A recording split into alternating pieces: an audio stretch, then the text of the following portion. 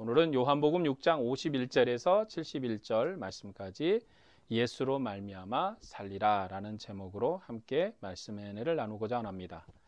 예수님께서 물고기 2마리와 보리떡 5개로 5,000명을 먹이시는 표적을 보이셨는데 그 시기가 6월절 무렵이었습니다.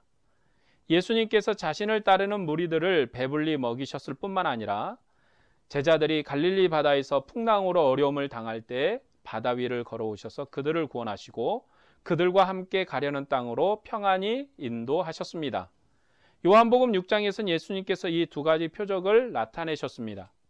다음 날 바다를 건너 많은 사람들이 예수님을 따라왔는데 그들이 예수님께서 하나님의 아들이심을 믿고 따른 것이 아니라 먹고 배불렀기에 따라왔다고 주님은 그들을 책망하셨습니다. 그리고 주님께서는 인자는 하나님의 인치는 자, 즉 세상에 영원한 생명을 주도록 하나님께서 증거하신 자인데 이 아들을 믿는 것이 영원한 생명을 얻는 것이라고 자신을 믿으라 말씀하셨습니다. 예수님께서 보리떡 5개로 5,000명을 먹이신 것은 그가 하나님의 보내심을 받아 세상에 생명을 주시는 분이라는 증거였습니다. 예수님께서는 위로부터 오신 분이시기 때문에 그의 말과 그의 모든 행동은 하나님의 말이요 하나님의 행동입니다. 주님께서는 이런 표적으로 자기를 증거했는데도 이스라엘은 위로부터 오시는 분을 믿는 것이 아니라 먹고 배불렀기 때문에 주님을 따랐다고 책망하시고 주님을 믿으라고 하십니다. 예수님께서는 자신을 하늘에서 내려온 산떡이라고 자신을 증거할 때 유대인들은 우리가 그의 부모를 아는데 그가 위로부터 왔다고 하는가 하면서 수군거렸습니다. 이에 예수님께서는 선지자들의 말을 인용하여 내 말을 듣는 것이 곧 아버지의 가르침을 받는 것이라고 자기를 믿으라고 거듭해서 자신을 증거합니다. 예수님께서는 그가 줄 떡은 다른 것이 아니라 자신의 살이라고 51절에 증거했습니다. 나는 하늘에서 내려온 살아있는 떡이니 사람이 이 떡을 먹으면 영생하리라. 내가 줄 떡은 곧 세상의 생명을 위한 내 살이니라 하시니라. 이때에도 유대인들은 어떻게 자기 살을 먹게 하겠느냐고 수군거렸습니다. 이제 그 일에 대해서 예수님께서 자기 자신을 증거하고 있는 것이 오늘 본문의 말씀입니다. 예수께서 이르시되 내가 진실로 진실로 너희에게 이르노니 인자의 살을 먹지 아니하고 인자의 피를 마시지 아니하면 너희 속에 생명이 없느니라. 53절의 말씀처럼 오늘 본문에서는 예수님께서 이전에 자기 백성에게 주신 만나를 통해서 얻게 한 생명과 자신이 주는 생명의 차이를 말씀하시면서 자기 자신을 증거하십니다. 예수님께서는 인자의 살과 피를 먹는 자는 영원하다고 말씀하셨습니다. 그럼 어떻게 해야 영생을 얻겠는가라는 것을 55절에 설명하고 있습니다. 내 살은 참된 양식이요 내 피는 참된 음료로다. 요한복음에서 참되다는 말은 거짓과 비교해서 참되다는 것이 아닙니다. 55절의 앞의 내용인 조상들이 광야에서 먹었어도 죽었는데 나를 먹는 자는 죽지 아니하리라 한 말씀과 비교되는 참입니다. 즉 모세 제도 안에서 먹었던 것은 그림자이고 땅의 것이지만 예수 그리스도 안에서 먹는 것은 참이요 진리입니다. 내 살을 먹고 내 피를 마시는 자는 내 안에 거하고 나도 그의 안에 거하나니 살아계신 아버지께서 나를 보내심에 내가 아버지로 말미암아 사는 것 같이 나를 먹는 그 사람도 나로 말미암아 살리라는 이 56절에서 57절의 말씀처럼 이것이 인자의 살과 피를 먹음으로 누리는 영생이라고 증거합니다. 하나님께서 구약시대에 모세 제도 안에서 자기 백성과 함께 하셨는데 이제는 그리스도 예수 안에서 함께 하심의 관계를 하늘의 질서로 완성하셨습니다. 그래서 주님께서 말씀하신 나는 그의 안에 거하고 그는 나의 안에 거하나니 라는 말씀은 모세 제도 안에서 함께 했던 관계를 설명하는 언어인 것입니다. 그는 내 안에 거하고 나는 그의 안에 거한다 하는 말은 추상적인 개념이 아니라 모세 제도 안에서 하나님이 이스라엘 백성을 휘장 안에 거하도록 하신 관계를 배경으로 설명하신 것입니다. 하지만 이스라엘 백성에게 하나님께서 함께하는 관계로 큰 은혜를 주셨어도 그들에게는 큰 한계가 있었습니다. 그 한계는 휘장 밖에서 교제해야 하는 한계입니다. 하나님께서 구약 이스라엘 백성에게 광야에서 만나를 먹게 하시고 또 유월절 양을 생명의 양식으로 주셔서 하나님과 함께하는 복을 주셨어도 그들의 대표인 대제사장까지도 휘장 밖에 있어야 하고 영원한 처소인 지성소 안에 들어갈 수가 없었습니다. 이것이 구약에서 하나님이 자기 백성과 함께 교제하는 방식이고 함께 동행하는 방식이었습니다. 이스라엘 백성이 하늘의 만나를 먹고 생명을 얻은 것은 육체적인 생명만을 보존한 것이 아니라 그 생명을 주신 분과 성소 안에서 함께 거하고 나는 너에게 속했고 너는 나에게 속했다는 것입니다. 즉 하나님은 이스라엘 백성의 하나님이요 이스라엘은 하나님의 백성입니다. 그러나 하나님이 함께 동행하며 생명의 양식을 주어도 그것을 먹는 자들은 다 죽었습니다. 하지만 하나님 아버지께서는 그 아들로 말미암아 세상에 생명을 주셨습니다. 이제 우리에게 인자의 살과 피를 먹고 마시는 교제를 주셨는데 그것은 그는 내 안에 거하고 나도 그의 안에 거하는 것입니다. 그 의미는 살아계신 하나님께서 예수님을 보내심으로 그가 아버지로 인하여 사는 것 같이 그를 먹는 그 사람도 그로 말미암아 살게 되는 것입니다. 태초에 아버지를 대면했던 그분이 세상에 자기 백성의 일원으로 오셨어도 그는 아버지로 말미암아 삽니다. 아버지의 생명이 그의 안에 있습니다. 아버지와 그분은 서로 떨어져 있는 것이 아닙니다. 이런 관계로 나를 먹는 그 사람도 나로 말미암아 살리라 말씀하십니다. 이런 생명은 예수님이 오시기 전에 주신 적이 없습니다. 아무리 하나님이 성소에서 이스라엘 백성과 함께 계셨을 그때에도 대제사장은 휘장 밖에 있어야지 함께 거하지 못했습니다. 그들은 하늘의 만나를 먹었어도 죽었습니다. 이제 예수님의 생명은 아버지의 생명입니다. 아버지와 그분은 서로 나누어지는 법이 없습니다.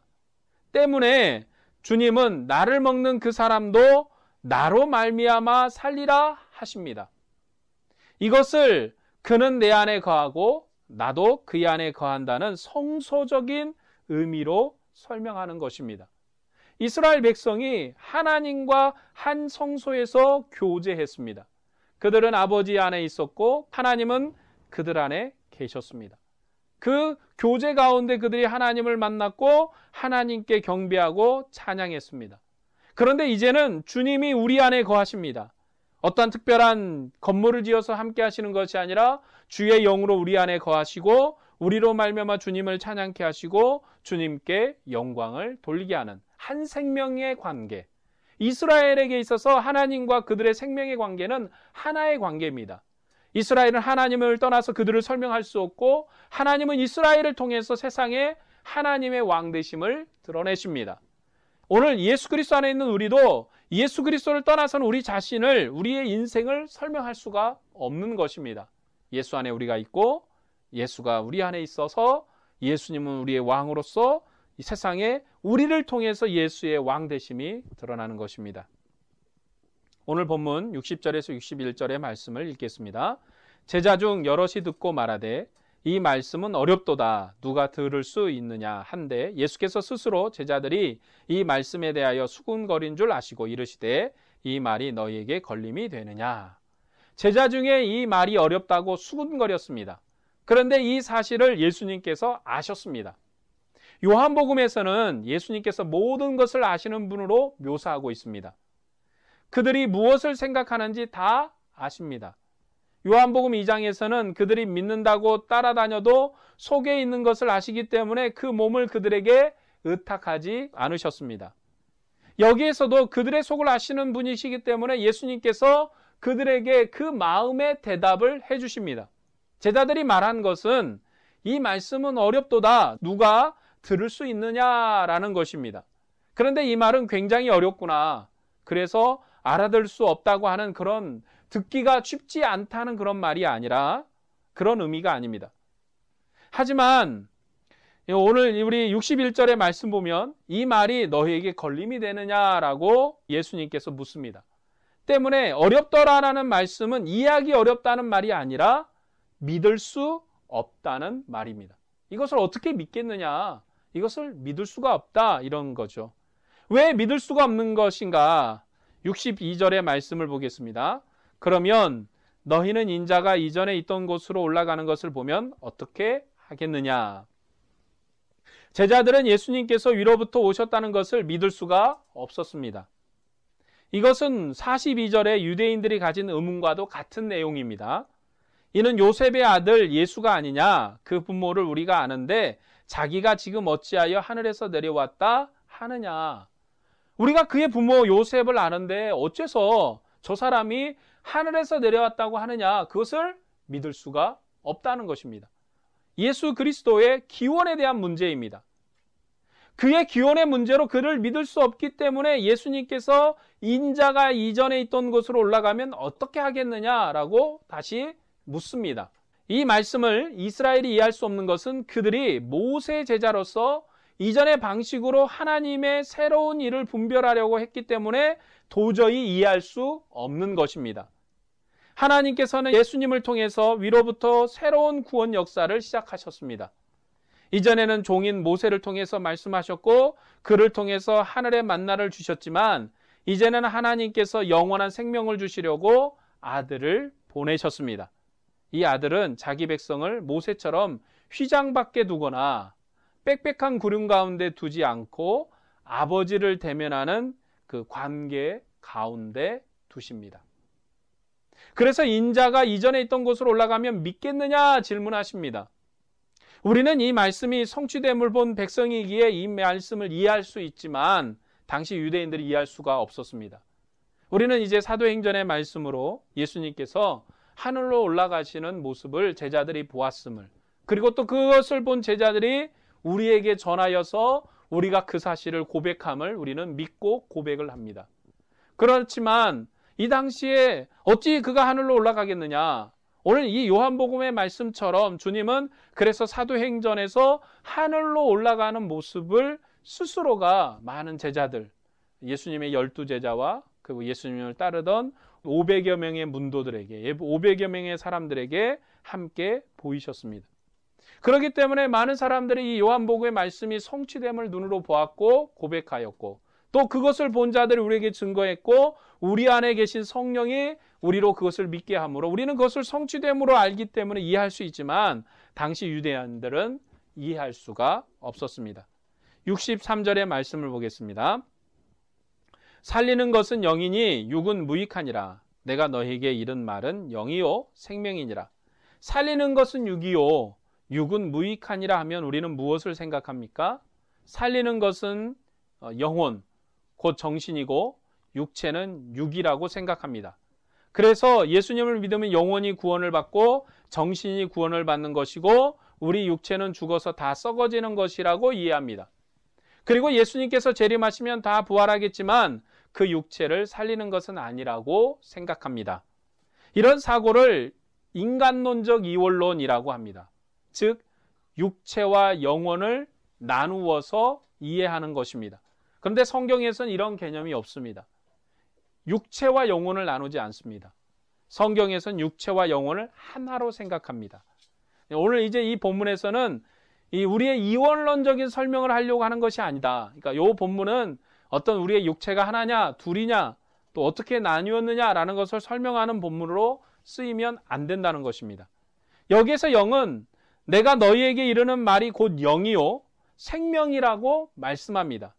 우리의 영혼을 영이라고 말하지 않고 예수님께서 이르는 말이 영이라고 생명이라고 말씀합니다. 예수님께서 하신 말씀이 영이고 생명이라고 말씀하는 것입니다. 너희 조상들이 먹고 죽었지만 하는 것이 육입니다. 왜냐하면 본문에서 대비하는 것은 내가 이르는 말, 예수님의 말과 또 내가 너희에게 준 생명과 조상들이 하늘 하나님으로부터 은혜를 맛보고도 죽었던 것을 대비하기 때문입니다. 주님께서는 지금 내가 여기 육체 가운데 거하고 너희와 같이 있으니까 나를 믿지 못하겠느냐라는 거죠. 아버지께서 나를 보내심에 살아계신 아버지와 내가 같이 산다는 말을 너희가 믿을 수 없느냐라는 것입니다. 그러면 이전에 있던 곳으로 올라가는 것을 보면 믿겠느냐? 이렇게 주님께서 말씀하고 계시는 것입니다. 주님께서 지금 이 땅에 계시지만 그는 살아계신 하나님의 아들로서 하나님의 음성을 하는 것이고 그들이 듣는 것은 하나님의 음성이라는 것입니다. 그리고 그 말을 들음으로 그들이 영을 얻고 생명을 얻는 것입니다. 인자가 이전에 있던 곳은 창세전에 그가 아버지를 대면해 계시던 곳인 것입니다. 요한복음은 예수님에 대해서 처음부터 이 사실에 대해서 말씀해 왔습니다. 말씀이 계셨는데 하나님을 대면해 계셨습니다. 그는 하나님이십니다. 그가 세상의 빛과 생명으로 처음부터 말씀해 오셨던 분이십니다. 모세 제도 안에서 함께 거하셨고 말씀하셨습니다. 하나님은 때가 되어 친히 아들을 보내셨습니다. 그가 우리와 함께 계시는데 그는 하나님 품속에 계신 하나님의 아들이십니다. 내가 위로 가면 그때는 너희가 믿겠느냐 말씀하신 주님께서 지금 위로 가셨습니다. 주님께서는 자신이 하는 말은 영이요 생명이라고 말씀하십니다. 만일 새로운 모세가 나타나서 이스라엘 백성을 40년 먹인다 할지라도 그것은 무익한 것입니다. 왜냐하면 그것을 먹는 자들이 다 죽었기 때문입니다. 그러나 이제 영이 왔습니다. 살리는 것은 영입니다. 내가 너희에게 이른 말이 영이요 곧 생명이라고 하십니다. 주님은 친히 아버지로부터 오셨고 아버지의 말씀을 하십니다. 그러니 이 아버지의 말씀을 들으면 곧 영, 생명을 얻습니다. 조상들처럼 죽음에 이르는 생명이 아닙니다. 주님의 살과 피의 교제에 참여하는 것입니다. 아들이 아버지로 말미암아 사는 것처럼 예수님을 먹는 자는 예수님으로 사는 것입니다. 그것이 곧 영이요 생명입니다. 왜냐하면 예수님이 영이고 생명이기 때문입니다. 모세는 땅에 속한 중보자였지만 예수님은 위에 속한 분이십니다. 그래서 위에 속한 자가 주는 것은 영이요 생명입니다. 오늘 본문에서 주님을 따르는 많은 제자들 중에 믿지 않는 자들이 있었다고 말씀합니다. 유대인들만 믿지 않은 것이 아니라 제자들도 믿지 않았습니다. 64절에 너희 중에 믿지 아니하는 자들이 있느니라 하시니 이는 예수께서 믿지 아니하는 자들이 누구며 자기를 팔자가 누구인지 처음부터 아심이려라. 예수님의 12제자 중에도 가짜가 있었습니다. 예수님께서는 누가 그를 믿지 않는지 다 아십니다. 그리고 자기를 팔 사람이 누군지도 잘 아셨습니다. 예수님께서는 위에서 왔다고 하니까 많은 사람이 떠났습니다. 그리고 12제자만 남았습니다. 예수님께서는 너희도 가려느냐 물었을 때 시몬 베드로가 대답을 했습니다. 주여 영생의 말씀이 주께 일사오니 우리가 누구에게로 가오리까? 우리가 주는 하나님의 거룩한 자이신 줄 믿고 알았사옵나이다. 베드로는 예수님이 하나님의 거룩한 자이기 때문에 영생의 말씀이 있다고 고백을 합니다. 70절에서 71절의 말씀에 예수께서 대답하시되 내가 너희 12를 택하지 아니하였느냐? 그러나 너희 중에 한 사람은 마귀니라 하시니 이 말씀은 가룟 시몬의 아들 유다를 가리키심이라. 그는 12 중에 하나로 예수를 팔자라라. 예수님께서는 자기 제자 중에 가짜가 있다는 사실을 먼저 말씀하십니다. 그러니까 예수님께서는 그들의 믿음 때문에 은혜를 베풀고 계신 것이 아니라 세상이 그를 거절했어도 세상을 사랑하셔서 생명을 주시려고 하신 것입니다. 하나님은 세상을 이처럼 사랑하사 독생자를 주셨습니다. 이는 세상을 정죄하라는 것이 아니라 세상에 구원을 주시기 위함입니다. 누구든지 예수님의 말을 듣는 자는 아버지의 말을 듣는 사람입니다. 그는 창세전에 아버지와 대면했던 아들이고 이 아들은 아버지의 말씀입니다. 그런데 유대인들은 예수님을 거절했고 제자 중에도 팔자가 있었습니다. 심지어 예수님께서 십자가에 죽을 때 다 주를 버릴지라도 나는 주를 버리지 않겠다 고백한 베드로도 도망을 쳤습니다. 그러나 주님은 이런 베드로를 찾아오셨고 그를 인도하셨습니다. 하늘의 빛과 생명을 얻은 성도 여러분, 이 세상에 하나님의 음성을 친히 들으는 사람은 우리밖에 없습니다. 구약 때는 하나님의 음성을 들어도 빽빽한 구름 가운데 가리원 가운데서 진동하는 두려움 속에서 하나님의 음성을 들었습니다. 모세가 하나님을 대면해서 친구처럼 말씀을 했어도 하나님께서 그를 바위 틈에 숨기셨고 모세는 하나님의 등을 보았습니다. 왜냐하면 하나님을 볼 수가 없었기 때문입니다. 하나님께서는 이스라엘 백성과 함께 계셨어도 항상 선지자를 통해서 말씀하셨고 그들은 꿈이나 환상으로 들어야 했습니다. 더불어 휘장 밖에서 하나님을 대면했습니다. 그리고 그들은 모두 다 죽었습니다. 지금 다시 모세 같은 선지자가 나타나서 우리에게 하늘의 만나를 준다 해도 그것은 온전한 생명이 아닙니다. 만일 가나안 땅에 젖과 꿀이 흐르는 복을 준다 해도 그것은 여전히 썩어지는 양식일 뿐입니다. 육은 참다운 생명을 줄 수 없습니다. 땅에 속한 것은 온전한 생명을 줄 수 없습니다.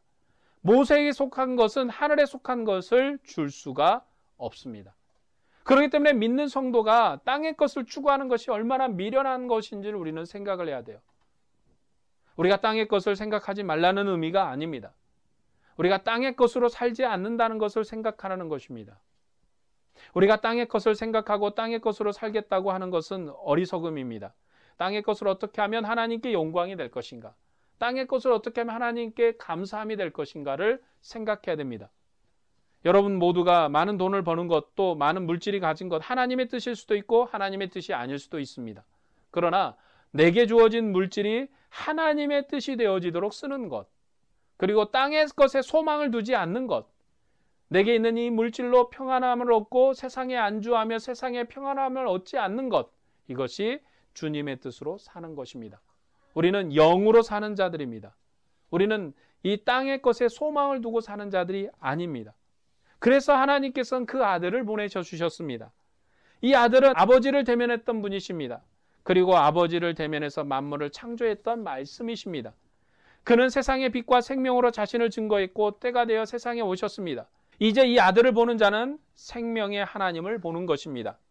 그분이 우리의 대표로 오셔서 하나님의 말씀을 하셨으니 그를 믿고 그와 함께 거하는 자는 예수 그리스도 안에서 하나님 안에 거하게 됩니다. 지금은 주님께서 영광을 받으셨습니다. 그리고 그가 죽기 전에 제자들에게 말씀하셨습니다. 내가 아버지께로 가는 것이 너희에게 유익하고 내가 아버지께로 가면 더 좋은 보혜사를 보내겠다고 말씀하셨습니다. 이 성령이 오시면 아버지와 아들이 우리 안에 거처를 같이 하십니다. 그리고 모든 진리를 증거하십니다. 그는 창세전에 아들이 아버지의 영광을 대면했던 것처럼 그 영광을 보는 처소로 자기 백성을 인도하십니다. 이제 교회가 그 영광을 누리게 되었습니다. 성령이 우리에게 임하셨고 우리는 그 성령 안에서 아버지와 아들이 하나 되는 영광을 누립니다. 부활하신 주님의 영으로 주님의 한 영, 한 몸으로 사는 것입니다. 우리처럼 생명의 복을 받은 사람이 어디에 있겠습니까? 우리들은 이 빛 가운데서 주님 오실 때까지 모든 사람이 다 주님을 팔지라도 우리는 주님을 팔지 말아야 합니다. 그는 생명의 주님이시기 때문입니다. 세상이 다 주님을 거역할지라도 여러분은 거역하지 마십시오. 세상이 무엇도 그리스도 예수 안에 있는 하나님의 사랑에서 우리를 끊지 못할 것입니다. 죽음의 세력이라도 믿는 주의 백성들의 생명의 영광을 빼앗지 못할 것입니다. 이런 주님을 더욱 사랑하시기를 바랍니다. 기도하겠습니다.